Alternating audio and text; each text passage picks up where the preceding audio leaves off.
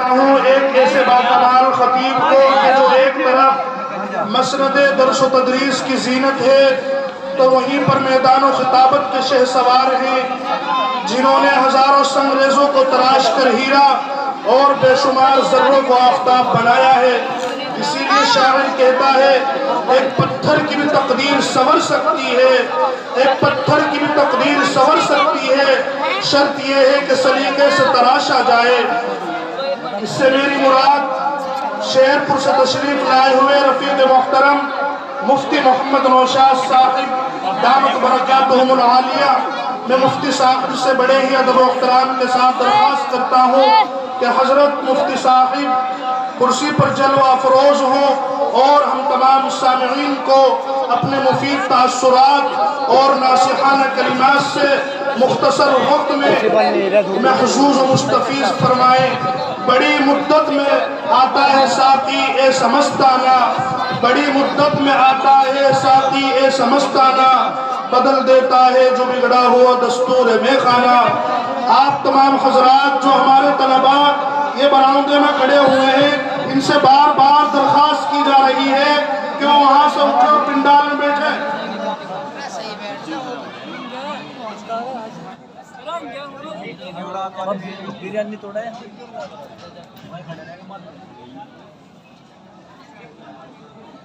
السلام علیکم ورحمۃ اللہ وبرکاتہ۔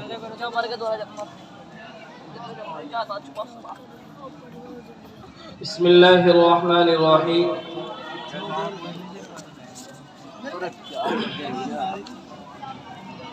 الحمد للہ کفا وسلام علی عبادہ الذین اصطفى، اما بعد فقد قال اللہ تبارک وتعالی اعوذ باللہ من الشیطان الرجیم، بسم اللہ الرحمن الرحیم۔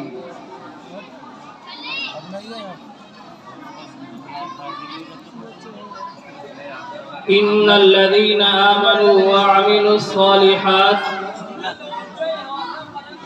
اولئك هم خير البرية۔ وقال تعالى في مقام آخر ومن يتوكل على الله فهو حسبه، صدق الله العلي العظيم۔ وعن ابي ذر رضي الله عنه قال قال رسول الله صلى الله عليه وسلم يقول الله تبارك وتعالى من عمل حسنة فله عشر أمثالها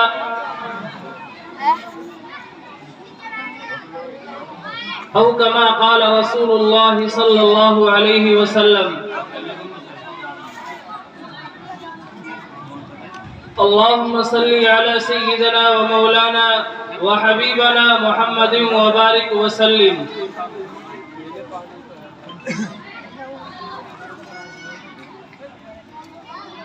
معزز سامعین کرام اور حاضرین مجلس اور ہماری دائیں جانب بیٹھی ہوئی ہماری مستورات،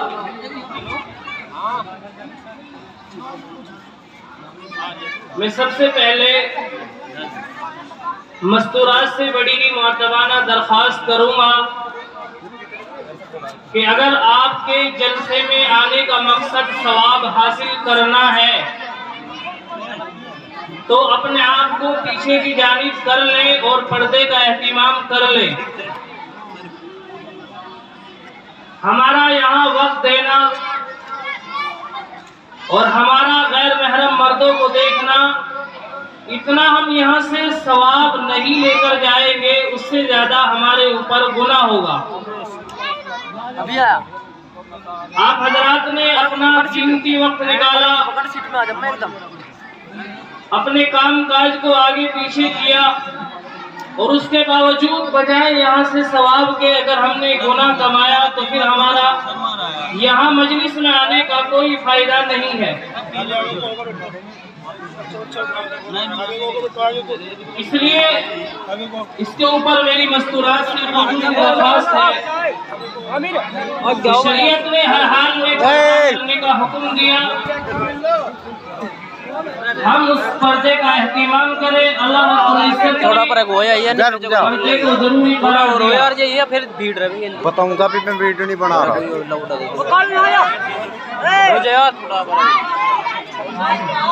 معزز سامعین کرام اور حاضرین مجلس، آپ حضرات کا یہ سالانہ پروگرام اور ابھی 2-3 گھنٹے کے بعد آپ کا یہ پروگرام اپنے اختتام کی طرف پہنچے گا، اور اس پروگرام کو کامیاب بنانے اور ناکام بنانا یہ سب کچھ آپ حضرات کے اختیار میں ہے۔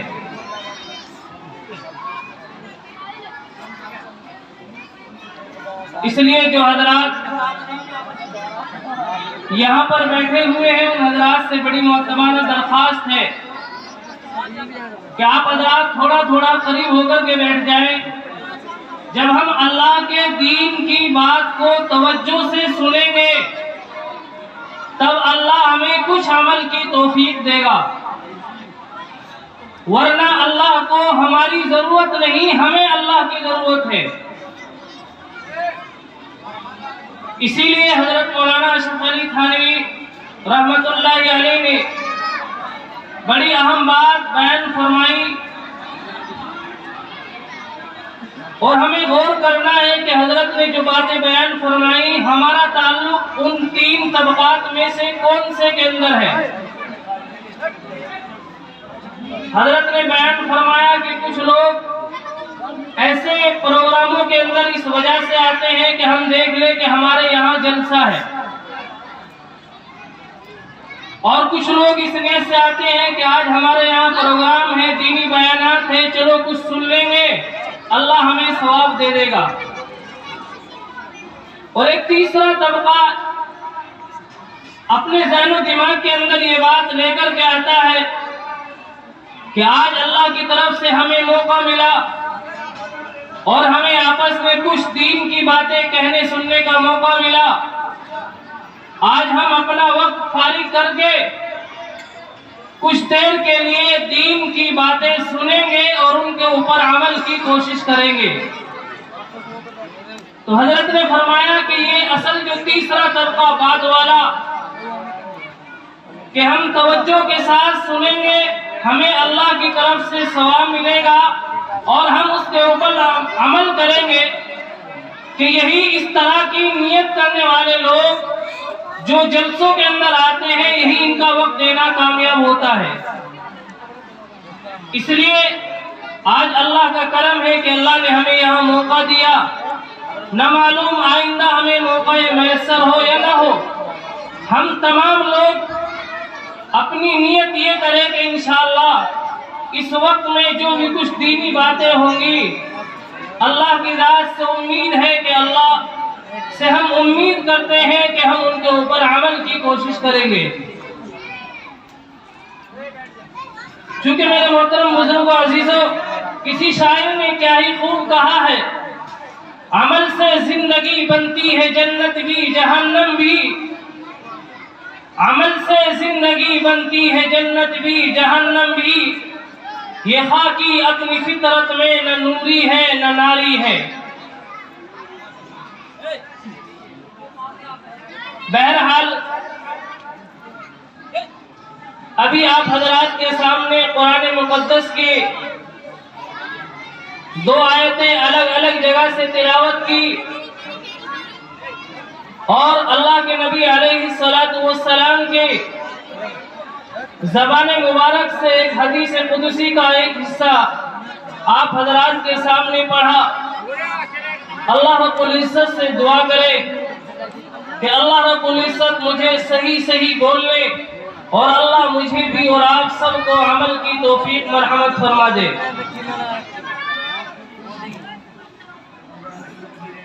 محترم حضرات،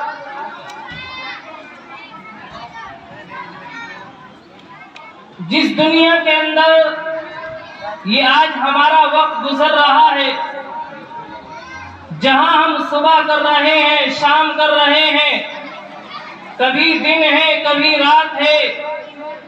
कभी सर्दी, कभी गर्मी और कभी बरसात का मौसम, लेकिन ये तमाम के तमाम अहवाल जहां दीगर बहुत सारी चीजों की तरफ इशारा करते हैं, वहां सबसे अहम चीज हमें इस बात की तरफ इशारा करते हैं कि वक्त तो तेजी के साथ चला जाएगा और ये अल्लाह की कुदरत कामिला है कि अल्लाह रब्बुल इज्जत हमेशा एक मौसम नहीं रखता। तो इसलिए अपने आप के ऊपर किसी भी तरह अल्लाह रब्बुल इज्जत ने हमें जो अता किया है, हमें उसके ऊपर इतराना नहीं, उसके ऊपर घमंड नहीं करना, बल्कि अल्लाह रब्बुल इज्जत जिस तरह मौसमों को तब्दील करता है,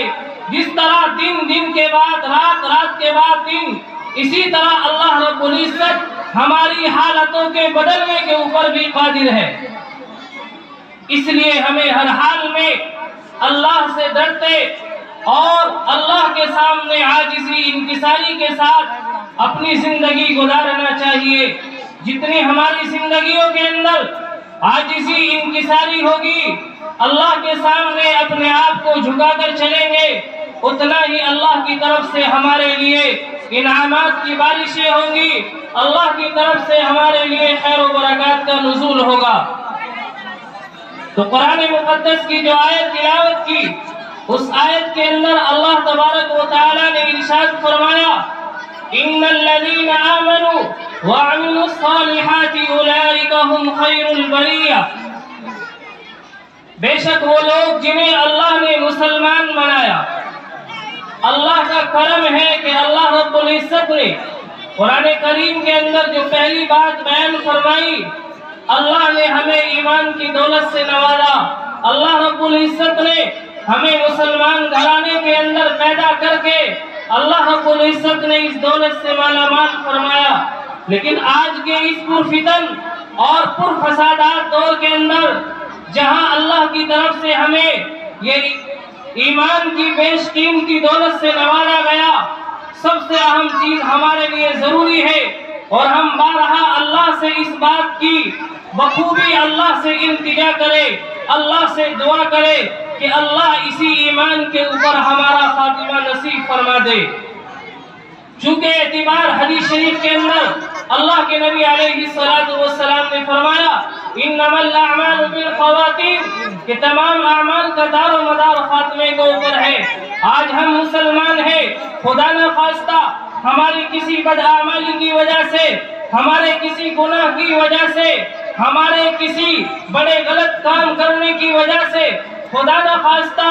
हमसे हमारा ईमान छीन गया, हम ईमान की दौलत से महरूम हो गए, तो अल्लाह रब्बुल इज्जत ने कुरान करीम के अंदर इरशाद फरमाया कि जो आदमी अपने दीन से मुर्तद हो गया, वमन यर्तद मिनकुम अन दीनी फयमुत वहुवा काफिर फउलाइका हबितत अअमालुहुम फिद दुनिया वल आखिरह। कि अल्लाह रब्बुल इज्जत ने पहले ईमान की दौलत दी, ईमान से नवाजा, हम मुसलमान, लेकिन किसी अमल की वजह से अल्लाह ने हमसे ईमान छीन लिया, तो अल्लाह रब्बुल इज्जत ने इरशाद फरमाया और इसी हालत में इंतकाल हो गया, अल-इयादु बिल्लाह, फउलाइका हबितत अअमालुहुम फिद दुनिया वल आखिरह। तो अल्लाह रब्बुल इज्जत इरशाद फरमाते हैं कि अगर ये हो गया तो उस आदमी के अमाल खराब हो गए, दुनिया के अंदर भी और आखिरत के अंदर भी। वउलाइका अस्हाबुन नार, और यही लोग दोज़खी हैं और वो दोज़ख के अंदर हमेशा हमेशा रहेंगे। इसलिए अल्लाह रब्बुल इज्जत से हम अपनी नमाजों के अंदर, अपनी दुआओं के अंदर इसका खुसूसी एहतिमाम करें कि अल्लाह रब्बुल इज्जत हमें मरते वक्त अल्लाह कलमे वाली मौत नसीब फरमा दे। दूसरी चीज अल्लाह रब्बुल इज्जत ने कुरान करीम के अंदर ये बयान फरमाई, व अमिलुस सालिहात, कि वो लोग जो ईमान लाए और अमाल सालिहा किए, उलाइका हुम खैरुल बरिया। आगे फरमाया कि जो آدمی ان دو شرطوں کو پورا کرے گا، وہ مسلمان بھی ہو اور مسلمان ہونے کے ساتھ ساتھ اس کی زندگی کے اندر اعمال صالحہ بھی ہو۔ اعمال صالحہ کسے کہا جاتا ہے؟ اعمال صالحہ کہا جاتا ہے ہر اس کام کو کرنا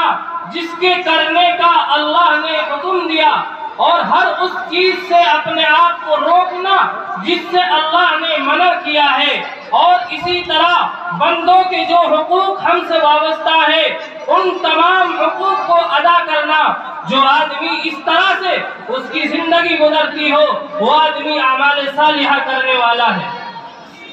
یہ بھی آج کل ہمیں شیطان نے دھوکے کے اندر ڈال رکھا ہے کہ تو نمازی ہے، نماز پڑھ کر کے تو دیگر دوسرے گناہ کر لے۔ یقینی بات ہے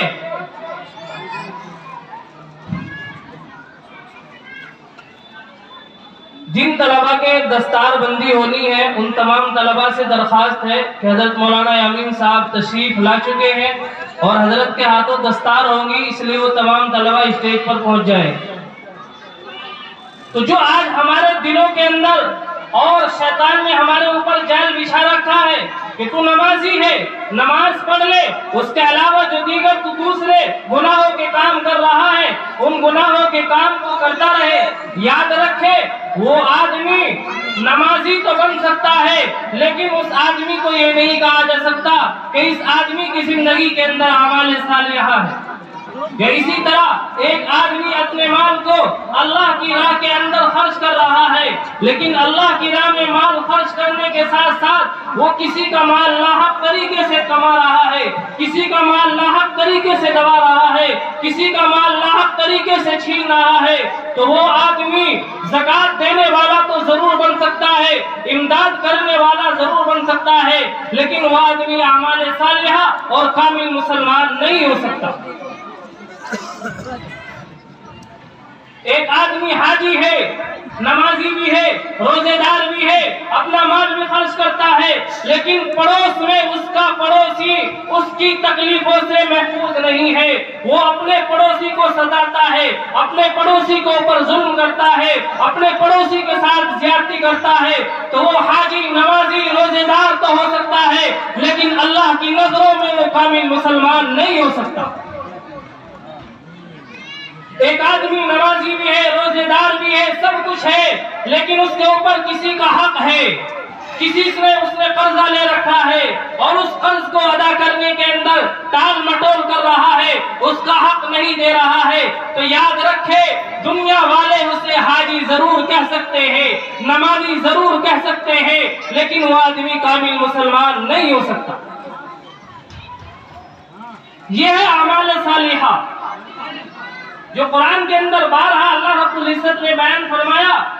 کہ مسلمانوں تمہیں اللہ نے ایمان تو دے دیا، اپنے آپ کو اعمال صالحہ کے اوپر جماؤ۔ اعمال صالحہ اس چیز کا نام نہیں ہے کہ میں آپ حضرات کو کہوں کہ نماز پڑھ لو اور میں نماز پڑھنا چھوڑ دوں، نہیں۔ جیسے آپ حضرات کو کہنا فرض ہے ایسے ہی میرے اوپر اپنے آپ کے لیے بھی نماز پڑھنا فرض ہے، مجھے بھی اسے ادا کرنا ضروری ہے۔ جن کی زندگی کے اندر مکمل دین ہے، جو اپنے آپ کو مکمل دین کے مطابق چلاتے ہیں، اللہ رب العزت نے ایسے ہی لوگوں کے لیے بیان فرمایا اولئک ھم خیر البریہ، یہی لوگ مخلوق کے اندر سب سے بہترین آدمی ہیں۔ اللہ رب العزت نے یہ نہیں فرمایا کہ غریب بہتر آدمی ہے یا متوسط طبقے کا بہتر آدمی ہے یا مالدار طبقے کا بہتر آدمی ہے۔ اللہ کے یہاں مالداری، غربت یا متوسطانہ حالت اس کی کوئی حیثیت نہیں ہے، یہ تو اللہ کا نظام ہے۔ اللہ جسے مالدار بنانا چاہتا ہے اسے مالدار گھرانے کے اندر پیدا کر دیتا ہے، جسے غریب بنانا چاہتا ہے اسے اللہ غریب گھرانے کے اندر پیدا کر دیتا ہے، اور اللہ کو جسے دینے کے بعد پھر غریب کرنا ہوتا ہے اللہ اسے مالدار سے غربت کی طرف لے آتا ہے، اور جسے غربت سے اللہ کو مالدار بنانا ہوتا ہے اللہ اسے غریب سے مالداری کی طرف، اور یہ تمام کی تمام چیزیں، ان تمام چیزوں کا مشاہدہ ہم اپنی آنکھوں سے کرتے ہیں۔ اللہ کے یہاں ان چیزوں کے اوپر کامیابی کا کوئی مدار نہیں ہے۔ یہ تو اللہ کی طرف سے انعام ہے. اللہ کی طرف سے اللہ رب العزت نے قرآن کریم کے اندر اعلان کیا وَمَا مِن دَابَّةٍ فِي الْأَرْضِ إِلَّا عَلَى اللَّهِ رِزْقُهَا، کہ زمین کے اوپر جو بھی مخلوق ہے، وہ چاہے مسلمان ہو، چاہے یہودی ہو، چاہے عیسائی ہو، چاہے غیر مسلم ہو، اور انسانوں کے علاوہ جتنی بھی مخلوق ہے، ان تمام مخلوق کو اللہ نے روزی دینے کا وعدہ کیا ہے. یہ ہمارا کمال نہیں ہے، بلکہ اللہ رب العزت نے جس کے لیے جتنی روزی مقدر کی ہے، اللہ رب العزت اس کے لیے ویسے ہی اسباب مہیا کر دیتے ہیں. لیکن ہاں، اصل چیز جو آپ حضرات کے سامنے بیان کرنی ہے، واقعتاً اللہ رب العزت نے اعمال صالحہ کے اندر کامیابی رکھی ہے، لیکن شرط یہ ہے کہ اعمال صالحہ کو ہم صرف جو ہے اپنے کانوں سے سنے، زبان سے بولے، اس کے اوپر کام نہیں چلنے والا. جب تک کہ جن باتوں کو ہم اپنی کانوں سے سن رہے ہیں، اپنی زبانوں سے بول رہے ہیں، اللہ کی مدد تب آئے گی جب کہ ہمارا اس کے اوپر عمل ہوگا. اللہ رب العزت نے، اللہ کے نبی علیہ السلام نے حدیث قدسی کے اندر یہی بات بیان فرمائی من عمل حسنۃ فلہ عشر امثالها، کہ جو آدمی ایک نیکی کرے گا اللہ کی طرف سے اسے 10 نیکیاں ملیں گی. لیکن سب سے اہم بات یہ ہے کہ اللہ کے نبی علیہ السلام نے جو حدیث قدسی کہا جاتا ہے کہ مضمون سب کچھ اللہ کی طرف سے ہوتا ہے، اللہ کے نبی علیہ السلام اسے لوگوں کے سامنے نقل فرماتے ہیں. تو حدیث قدسی کے اندر اللہ کے نبی علیہ السلام نے بیان فرمایا من عمل حسنۃ فلہ عشر امثالها، کہ تم ایک نیکی کرو اللہ کی طرف سے تمہیں اس کا 10 گنا ثواب دیا جائے گا. آگے فرمایا وَمَنْ عَمِلَ سَيِّئَةً، اور اگر تم گناہ کرو گے، یہ اللہ کا نظام ہے کہ جس طرح نیکی کے بدلے 10 نیکیاں ملیں گی، لیکن اگر تم گناہ کرو گے تو جتنا گناہ کیا اتنا ہی تمہارے لیے اس کا گناہ لکھا جائے گا.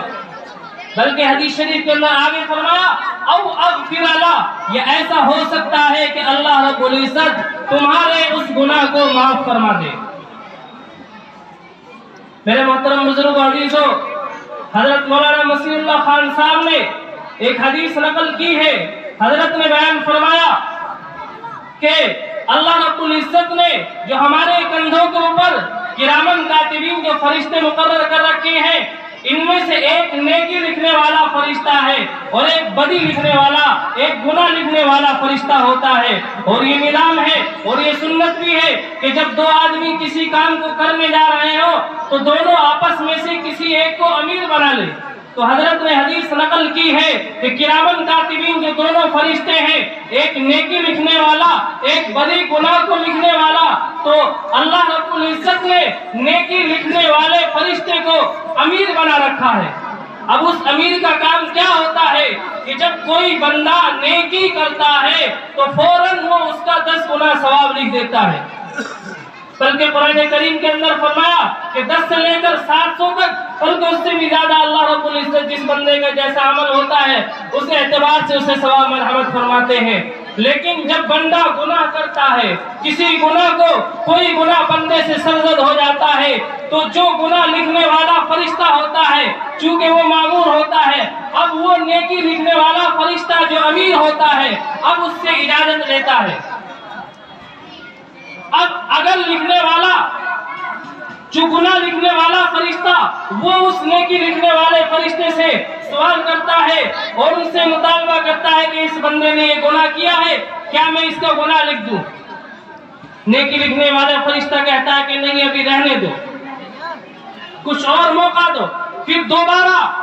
پھر وہ فرشتہ کہتا ہے کہ اس بندے نے گناہ کیا ہے، میں اس گناہ کو لکھ دوں. پھر نیکی لکھنے والا فرشتہ کہتا ہے کہ نہیں، ابھی رہنے دو. پھر جب وہ تیسری مرتبہ گناہ لکھنے والا فرشتہ کہتا ہے کہ اس بندے نے اب تک توبہ نہیں کی ہے، اس بندے نے اپنے گناہ کے اوپر معافی نہیں مانگی ہے، کیا میں اب اس گناہ کو لکھ دوں؟ اب نیکی لکھنے والا فرشتہ کہتا ہے کہ اب اس کا گناہ لکھ دو. دیکھیے اللہ کا کیسا نظام اللہ کو ہم سے کتنی محبت ہے. اسی لیے میرے محترم بزرگوں عزیزوں، کوشش تو یہ ہونی چاہیے، نیکی لکھنے والا فرشتہ گناہ لکھنے والے فرشتے کو پہلی اور دوسری مرتبہ میں اجازت اس لیے نہیں دیتا کہ خواہش یہ ہوتی ہے کہ اس بندے سے گناہ ہو گیا ہے، یہ بندہ جلدی توبہ کر لے تو اس کا گناہ نہ لکھا جائے. لیکن جب 3 مرتبہ کہنے کے بعد دیکھتا ہے کہ بندے نے توبہ نہیں کی، اب کہا جاتا ہے کہ تم اس کا گناہ لکھ دو. اللہ کو ہم سے کتنی محبت ہے کہ نیکی ہم نے ذرا سی نیکی کی.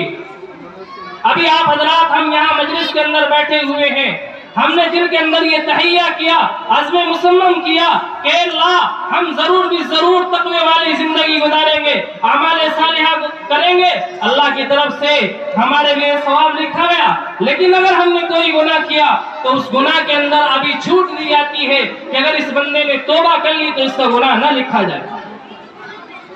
اس لیے میرے محترم بزرگوں عزیزوں، کوشش تو یہ ہو کہ ہم سے گناہ نہ ہو، لیکن اگر گناہ ہو جائے تو اس گناہ کے اوپر ندر نہیں، ہم بہت جلد توبہ کر لیں، اللہ سے توبہ و استغفار کر لیں. اللہ کی طرف سے ہمیں موقع ملتا ہے. اللہ رب العزت نے قرآن کریم کے اندر بیان فرمایا، ما يفعل اللہ بعذابکم ان شکرتم وآمنتم، کہ اگر تم اللہ کا شکریہ ادا کرنے والے اور اللہ کی ماننے والے اور مسلمان ہو تو اللہ تمہیں عذاب کیوں کر دے گا. اللہ رب العزت نے قرآن کریم اور اللہ کے پیارے حبیب علیہ السلام نے احادیث مبارکہ جو ہمارے سامنے بیان کی، اللہ اگر چاہتا تو نبیوں کو مبعوث نہ فرما کر کے صرف قرآن کریم کو دنیا کے اندر مبعوث کر دیتا. لیکن اللہ رب العزت کو اپنے بندوں سے محبت ہے، اللہ رب العزت کسی بندے کو عذاب دینا نہیں چاہتے، اس لیے اللہ رب العزت نے اپنے پاک پیغمبر علیہ السلام اور انبیاء کرام علیہ السلام کو اس دنیا کے اندر مبعوث فرمایا، اور ان تمام انبیاء کرام علیہ السلام نے دنیا کے اندر آ کر کے اعلان کیا کہ اے لوگوں لا الہ الا اللہ کہہ لو، اللہ کے ہو جاؤ، تم کامیاب ہو جاؤ گے. یہاں سب سے عام چیز جو آپ حضرات کے سامنے عرض کرنی ہے وہ یہ کہ آج ہم مسلمان دنیاوی اعتبار سے بھی اور دینی اعتبار سے بھی آج ہر اعتبار سے ہم نقصان کے اندر ہے، ہر اعتبار سے آج ہم خسارے کے اندر ہے. اس کی سب سے بڑی وجہ یہ ہے کہ ہم عمل نہیں کرتے. اگر خالص بغیر عمل کے کام چلتا تو اللہ رب العزت انبیاء کرام علیہ السلام سے محنتیں نہ کرواتا. انبیاء کرام علیہ السلام دنیا کے اندر تشریف لائے. انبیاء کرام علیہ السلام جیسے آج کل ہمارے بہت سارے لوگوں کا حال ہے کہ کسی کا حق مار لیا، اب حق مارنے کے بعد اس کے اوپر کوئی مصیبت آ گئی، اب وہ کسی حضرت جی کے پاس جا رہا ہے کہ حضرت دعا کر دو، میرے سامنے پریشانیاں ہیں، آپ دعا کر دے کہ اللہ رب العزت میری پریشانی کو دور کر دے. اب آپ ذرا سوچیں تو صحیح کہ جب تک ہم توبہ نہیں کریں گے کسی حضرت کے پاس جانے سے کیا وہ ہمارا گناہ ختم ہو جائے گا؟ ہرگز نہیں، یہ شیطانی دھوکہ ہے. اگر ہمارے اوپر کسی گناہ کی وجہ سے حالات آئے تو جب تک اس گناہ کو ختم نہیں کریں گے، اس گناہ سے پکی سچی توبہ نہیں کریں گے، اس گناہ کے تعلق سے اللہ کے سامنے ہم نہیں روئیں گے، اللہ کے سامنے نہیں گڑگڑائیں گے، اللہ کے سامنے نہیں عاجزی کریں گے تو اللہ رب العزت ہمارے اس گناہ کو نہیں معاف کرے گا، اللہ ہمارے حالات کو نہیں بدلے گا. آج یہی حال ہمارا دنیاوی اعتبار سے بھی ہے. آپ دین کو تھوڑا سا پہلے دنیاوی اعتبار سے ہی ہم سوچیں، آج دنیاوی اعتبار سے ہماری معاشی حالت کیا ہے. آج ہم دن بدن جو ہے ہم قرضوں کے اندر بڑھتے چلے جا رہے ہیں، دن بدن ہماری معاشی حالت کمزور ہوتی جا رہی ہے. وجہ اس کی یہ ہے کہ اللہ رب العزت نے یہ دنیا کا جو نظام بنایا، اللہ نے اس دنیا کو دارالاسباب بنایا، ہم نے دنیا کے اوپر بھی صحیح طرح محنت نہیں کی، اس لیے دنیاوی اعتبار سے بھی ہم پریشان ہیں. مثلا آج ہمارے اندر اکثریت ہمارے محلوں کے اندر، ہماری بستیوں کے اندر یہ ہو گئی کہ رات کو دیر تک جاگنا اور صبح کو دیر تک سوتے رہنا۔ اور حدیث شریف کے اندر کیا ہے؟ حدیث شریف کے اندر ہے السبعۃ تمنع الرزق،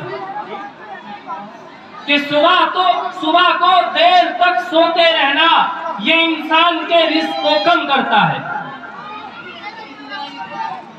اب ہم دنیاوی اعتبار سے مالدار بننا چاہتے ہیں، دنیاوی اعتبار سے ہم کامیاب ہونا چاہتے ہیں، لیکن دنیا کمانے کے قرآن کے اندر حدیث کے اندر کوئی ممانعت نہیں ہے، بلکہ اللہ رب العزت نے قرآن کریم کے اندر اور اللہ کے پیارے حبیب علیہ السلام نے جو حدیثیں اور جو فضائل مزدوری کے تجارت کے بیان فرمائے ہیں، ہم اگر انہیں سنیں تو اللہ رب العزت کی طرف سے مثلا قرآن کریم کے اندر سورہ جمعہ کے اندر اللہ کیا ارشاد فرماتا ہے؟ فَإِذَا قُضِيَتِ الصَّلَاةُ فَانتَشِرُوا فِي الْأَرْضِ وَابْتَغُوا مِن فَضْلِ اللَّهِ، کہ اے نمازی جب تو نماز مکمل کر چکا تو اب زمین کے اندر پھیل کر جہاں بھی تجھے حلال روزی ملے حلال روزی تلاش کر۔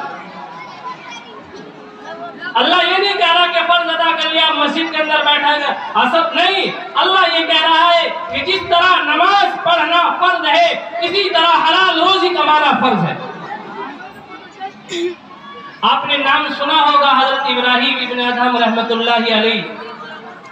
جو وقت کے بادشاہ تھے، لیکن اللہ کی طرف سے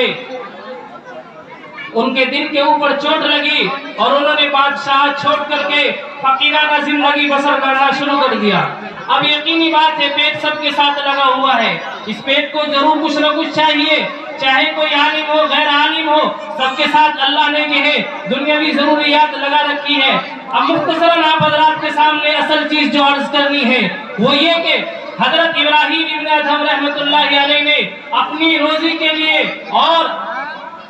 کچھ کمانے کا ذریعہ جو اختیار کیا وہ حضرت ابراہیم ابن ادہم رحمت اللہ علیہ جنگل سے کچھ لکڑیاں اکٹھی کر کے بازار میں لا کر انہیں فروخت کیا کرتے تھے۔ حضرت نے اپنا کام کہ جس کے ذریعے سے کچھ پیسہ مل جائے اور میری ضروریات پوری ہو جائے، تو حضرت ابراہیم ابن ادہم رحمت اللہ علیہ کے چونکہ بہت سارے اللہ والے لوگ تھے، انہوں نے بادشاہت چھوڑی تھی تو بہت سارے شاگرد تھے، ان میں سے ایک حضرت امام اوزاعی رحمت اللہ علیہ بھی تھے۔ حضرت امام اوزاعی رحمت اللہ علیہ نے یہ دیکھ کر کے فرمایا کہ حضرت آپ ایسا کر لیں، یہ جو آپ اتنی تکالیف اٹھاتے ہیں، اپنے آپ کو تھکاتے ہیں، جنگل سے آپ لکڑی لا کر کے بازار کے اندر فروخت کرتے ہیں، محنت کرتے ہیں، آپ ایسا کریں کہ آپ کے جو خرچ کی ذمہ داری ہے آپ کے جو شاگرد ہیں وہ اٹھا لیا کریں گے، آپ یہ کام چھوڑ دیں۔ یہ جملہ ہم سب کے لیے عبرت ہے۔ حضرت ابراہیم ابن ادہم رحمت اللہ علیہ نے فرمایا اوزاعی سوچ سمجھ کر بولو کیا کہہ رہے ہو؟ میں نے اللہ کے نبی علیہ السلام سے سنا ہے کہ جو انسان حلال روزی کمانے کے لیے کسی ذلیل جگہ پر کھڑا ہوتا ہے اللہ اس کے لیے جنت کو واجب کر دیتا ہے۔ یہاں دیکھیے ہم مزدوری کر رہے ہیں کس لیے؟ اپنے لیے، لیکن شرط ہے کہ حلال ہونی چاہیے، حرام نہیں۔ آج تو اللہ ہم سب کے اوپر رحم فرما دے، اگر کوئی بچا ہوا ہے تو واقعتاً وہ اس دور کا اس کے اوپر اللہ کی بڑی رحمتوں کا نزول ہے۔ آج تو مزدوری کرتا ہے، لیکن شام کو اکثر مزدوروں کا حال یہ ہے کہ اس حال میں لوٹتے ہیں کہ اپنی مزدوری کو حلال کرنے کے ساتھ ساتھ کچھ نہ کچھ اس کے اندر حرام ملا کر لاتے ہیں۔ مثلا ہم کسی کے یہاں کام کر رہے ہیں، ہم نے مزدوری طے کی ہے 8 گھنٹے کی، اب ہمارا مالک ہمارے سر کے اوپر ہو یا نہ ہو، وہ موجود ہو یا نہ ہو، ہم نے اس سے 8 گھنٹے کا مطالبہ کیا ہے، اس لیے جس طرح ہم اس کے سامنے کر رہے ہیں اس کی غیر موجودگی میں بھی ہمارے لیے اپنے آپ کو کام سے روکنا جائز نہیں ہے، چونکہ وہ ہمیں اس 8 گھنٹہ جو ہمارا مطالبہ ہوا اس کے ہمیں پیسے دے رہا ہے، ہمیں اپنے آپ کو کام سے روکنے کے پیسے نہیں دے رہا۔ اور یہی وجہ ہے کہ آج جو مزدور حلال طریقے سے مزدوری کرتا ہے اللہ کچھ دنوں کے اندر اسے ترقی سے نواز دیتا ہے، اور اکثریت کا حال یہی ہے۔ مثلا ہم مزدوری کر رہے ہیں، کسی مالدار کے یہاں کام کر رہے ہیں، ہمیں پیسے کام کرنے کے ملیں گے، اس کے گھر کے اندر کتنا ہی قیمتی مال ہے، سونا رکھا ہے، چاندی رکھی ہے، کتنا ہی قیمتی مال رکھا ہے، ہمارے لیے وہاں سے 1 کیل بھی لانے کی اجازت نہیں ہے۔ جب ہم اس طریقے سے اپنی مزدوری کریں گے اللہ رب العزت ضرور ہماری مزدوریوں کے اندر برکت دے گا. لیکن آج ہماری جو سب سے عام جڑ تھی اور ہماری سب سے بڑی بیماری جو اللہ رب العزت نے قرآن کریم کے اندر بیان فرمایا یا ایھا الرسل کلوا من الطیبات، اللہ رب العزت اپنے نبیوں کو رسولوں کو خطاب کر کے فرماتا ہے یا ایھا الرسل کلوا من الطیبات کہ حلال روزی کھاؤ. تو جب اللہ اپنے نبیوں کو حلال روزی کھانے کی حکم دے رہا ہے، تاکید کر رہا ہے، تو پھر ہم تم کون ہیں کہ ہم حرام روزی کما کر کے اللہ کے مقرب بندے بن جائیں. کہا ہم اپنے کسی پڑوسی کھیت والے کا اس کا کسی بھی طرح سے نقصان کر کے ہم چاہتے ہیں کیا ہماری کھیتی کے اندر برکت ہو جائے؟ کیا ہم چاہتے ہیں اپنے برابر میں پڑوس والے کی زمین کاٹ کر کے اللہ کے نزدیک ہم کامل مسلمان بن جائیں گے، یا کیا اللہ رب العزت ہمیں معاف کر دے گا؟ آج تو ہم سمجھتے ہیں کہ آج طاقت کے زور پر ہم نے کسی کی زمین دبا لی، لیکن کل قیامت کے دن میدان محشر کے اندر جب اس وقت میں اللہ کے سامنے حاضری ہوگی، اس وقت میں پتہ چلے گا اس طاقت کے اوپر اور جس اجتماعیت اور جس خاندان کے بلبوتے کے اوپر ہم نے کسی کی زمین دبائی. حدیث شریف کے اندر آتا ہے کہ اگر زمین کا ایک ٹکڑا بھی دبایا تو کل قیامت کے دن ساتوں زمینوں کے نیچے اسے دھسایا جائے گا. تو سب سے اہم چیز آپ حضرات کے سامنے عرض یہ کرنی ہے کہ عمل ہمارا خلاف ہے، عمل ہمارا غلط ہے، عمل ہمارا شریعت سے الگ ہے، اور ہم چاہتے ہیں کہ اللہ ہمارے سارے کام بنا دے. ایسا کیسے ناممکن ہے؟ کوئی آدمی بیمار ہو اور وہ بجائے بیماری سے ٹھیک ہونے کی دوائی کے وہ اگر زہر کا استعمال کرے، یقینی بات ہے بیماری کم نہیں بلکہ وہ اپنے آپ کو ہلاکت کی طرف اور زیادہ لے جا رہا ہے. یہی حال آج ہمارا ہے. ہم دنیوی اعتبار سے بھی کامیاب ہونا چاہتے ہیں، دینی اعتبار سے بھی کامیاب ہونا چاہتے ہیں، لیکن میرے محترم بزرگوں عزیزوں، جب تک ہمارا عمل نہیں ہوگا نہ ہم دنیوی اعتبار سے کامیاب ہوں گے نہ اخروی اعتبار سے کامیاب ہوں گے. سب سے اہم چیز، جب تک ہمارا عمل صحیح نہیں ہوگا اللہ کی مدد کے فیصلے ہمارے ساتھ نہیں ہوں گے. آگے اسی حدیث قدسی کے اندر اللہ کے نبی علیہ السلام نے بیان فرمایا کہ ایک آدمی نے اتنے گناہ کیے کہ ساری زمین گناہوں سے بھر گئی، لیکن پھر اس کے بعد اس کے دل کے اندر خیال آیا کہ تجھ سے گناہ ہو گئے، تجھ سے بہت بڑی غلطی ہو گئی. اب وہ اللہ کے سامنے آ کر کے اللہ کے سامنے سر بسجود ہو کر کے توبہ کرتا ہے. تو اسی حدیث قدسی کے اندر اللہ کے نبی علیہ السلام نے ارشاد فرمایا کہ اللہ رب العزت اس کے تمام گناہوں کو معاف فرما دیتے ہیں. لیکن سوال یہ ہے کہ اللہ نے کب معاف کیا؟ اللہ تب معاف کرے گا جب کہ ہم اللہ سے معافی چاہیں گے، اللہ کے سامنے توبہ کریں گے، اللہ کے سامنے گڑ گڑائیں گے، اللہ سے اپنے گناہوں کی درخواست کریں گے، اللہ سے اپنے گناہوں کو گنوا کر کے اے اللہ میں اتنا بڑا گناہگار ہوں، اے اللہ تو مجھے معاف کر دے. روایت کے اندر آتا ہے حدیث قدسی کے اندر کہ اللہ کی رحمت اللہ کے غصے کے اوپر غالب رہتی ہے، لیکن شرط یہ ہے کہ بندہ توبہ کرے. آج ہمارے پاس توبہ کے لیے وقت نہیں ہے. میرے اوپر حالات آ جائے، مثلا میں نے کسی کا حق مارا، کسی کا حق دبایا، اور اس حق دبانے کی وجہ سے اب میرے اوپر حالات آ گئے، میں پریشانیوں کے اندر الجھا ہوا ہوں، مصیبتوں کے اندر گھر چکا ہوں. اب اگر ان حالات کو مجھے صحیح کرنا ہے تو جس کا جو حق مارا ہے وہ حق ادا کر دو، توبہ ہو گئی، اللہ حالات کو تبدیل کر دے گا. لیکن میں لاکھ کسی بزرگ کے پاس، کسی عالم کے پاس کہیں بھی جاؤں، لیکن اپنے آپ کو نہ بدلنا چاہوں تو اللہ کی طرف سے حالات نہیں تبدیل گے.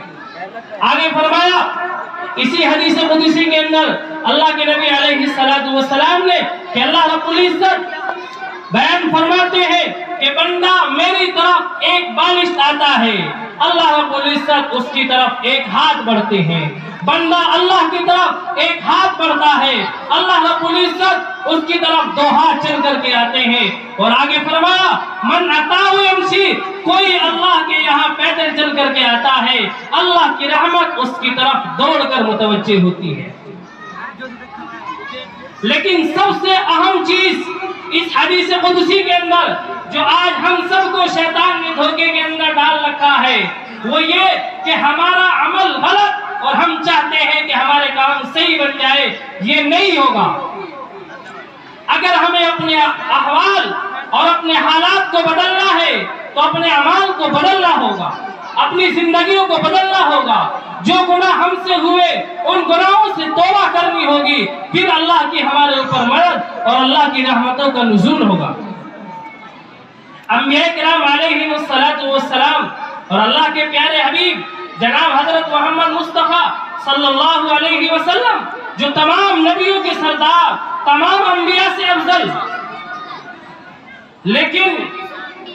وہاں بھی اگر کوئی مرحلہ پیش آیا تو اللہ کے نبی علیہ السلام نے بھی پہلے کچھ نہ کچھ سبب اختیار کیا، اس کے بعد اللہ کی مدد آئی۔ مثلا غزوہ احزاب کے موقع کے اوپر حضرت جابر رضی اللہ تعالیٰ عنہ نے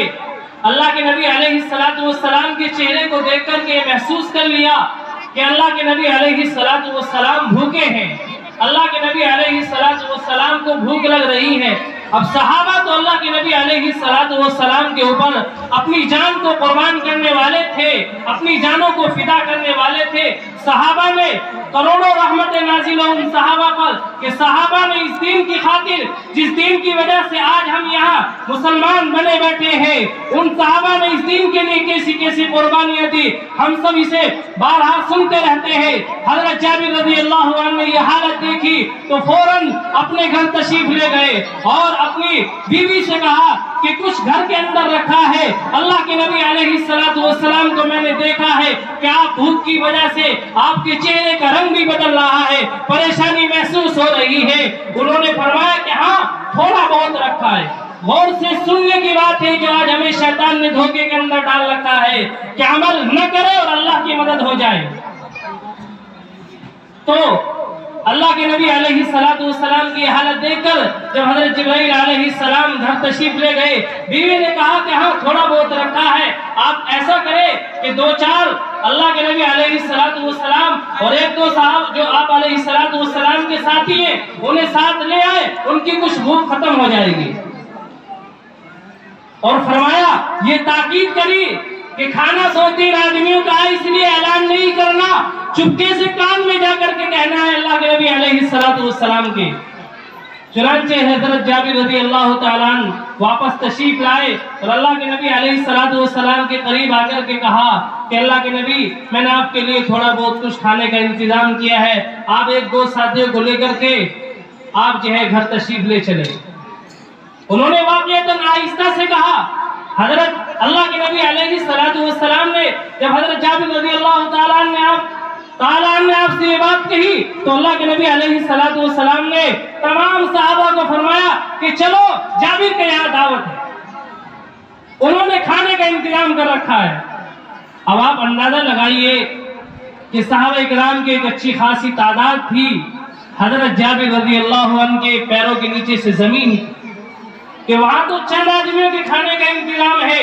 اور یہاں اللہ کے نبی علیہ السلام سب کو کہہ رہے ہیں کہ چلو کھانے کا انتظام ہے۔ ادھر بیوی نے بھی تاکید کر رکھی تھی کہ کان میں جا کر آہستہ سے کہنا 2-4 آدمیوں کے کھانے کا انتظام ہے۔ تو اللہ کے نبی علیہ السلام نے جب حکم دیا تو تمام کے تمام صحابہ کرام حضرت جابر رضی اللہ عنہ کے ساتھ صحابہ کرام ساتھ ہو لیے۔ جب گھر تشریف لے گئے تو حضرت جابر کی اہلیہ نے دیکھا کہ یہاں تو 2-3 آدمیوں کے کھانے کا انتظام ہے اور یہاں تو اتنے سارے آ رہے ہیں۔ تو انہوں نے حضرت جابر کو غصے میں کہا کہ کیا میں نے آپ کو نہیں کہا تھا کہ چند آدمیوں کے کھانا ہے، آپ اتنے سارے کیوں کر لے کر کے آئے؟ حضرت جابر رضی اللہ عنہ کی بیوی آپ کے اوپر غصہ ہوئی۔ حضرت جابر نے فرمایا کہ جو آپ نے کہا تھا میں نے وہی کہا،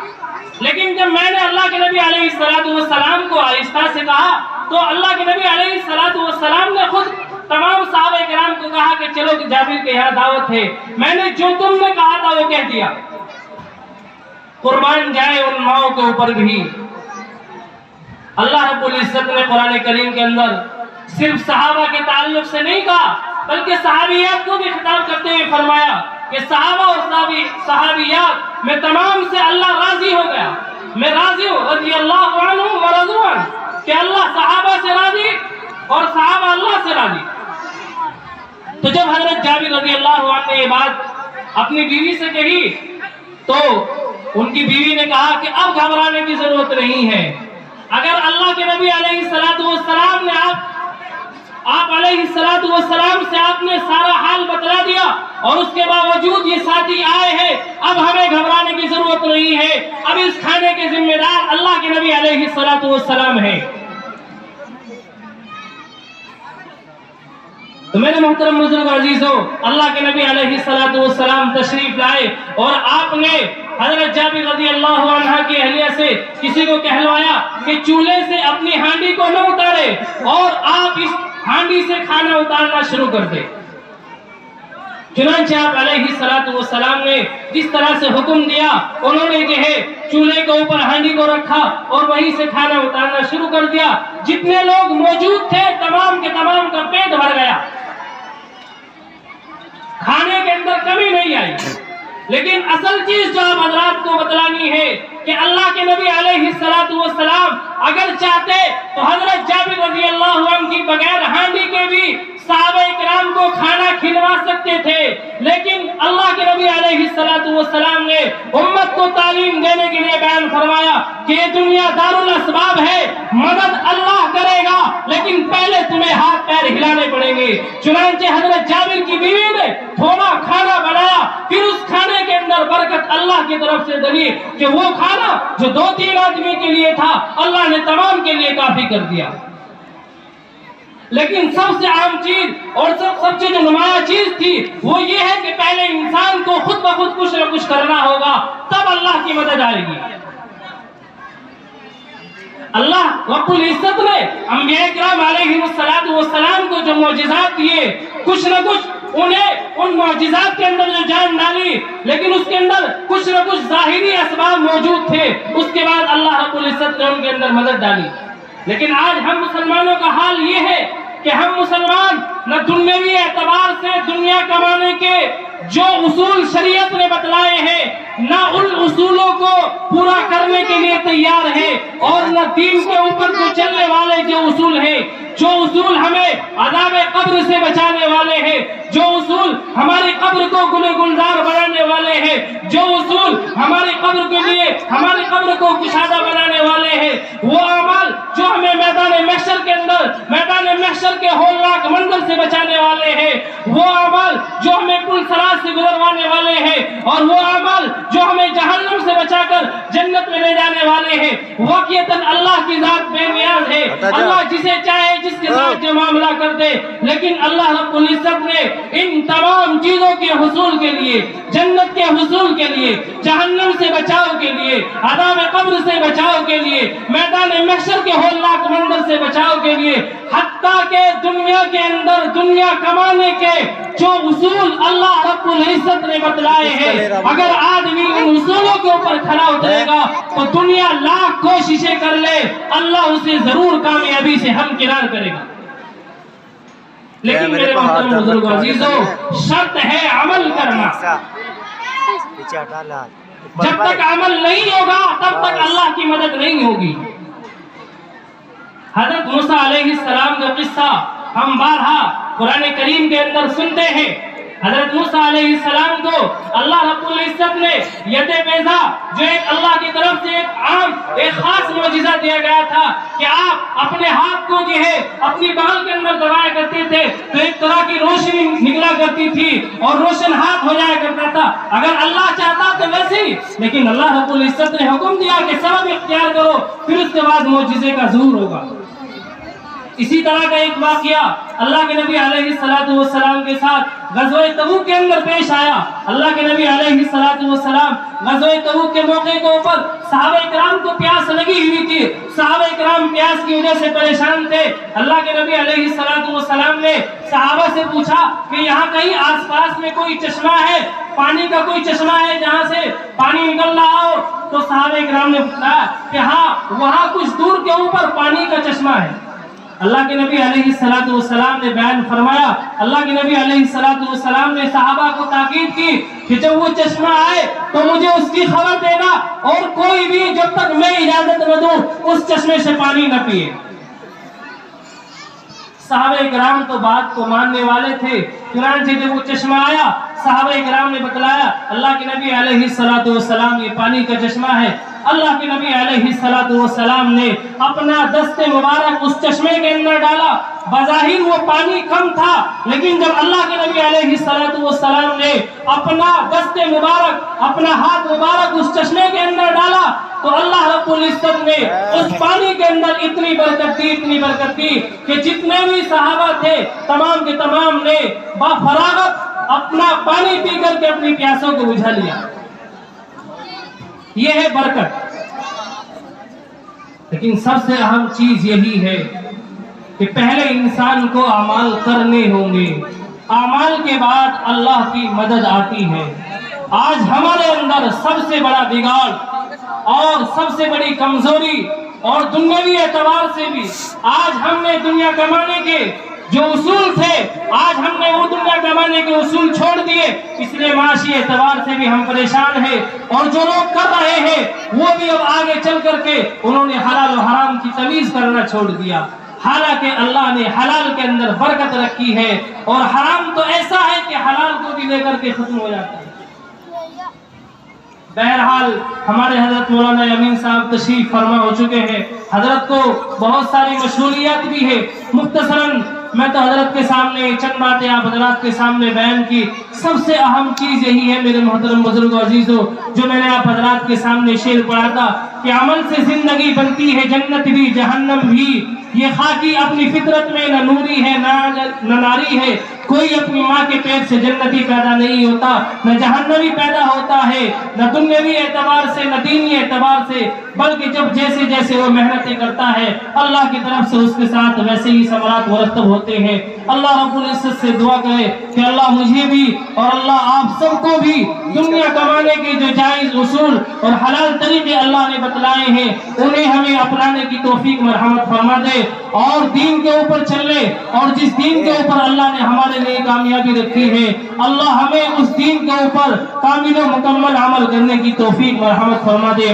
وآخر دعوانا الحمدللہ.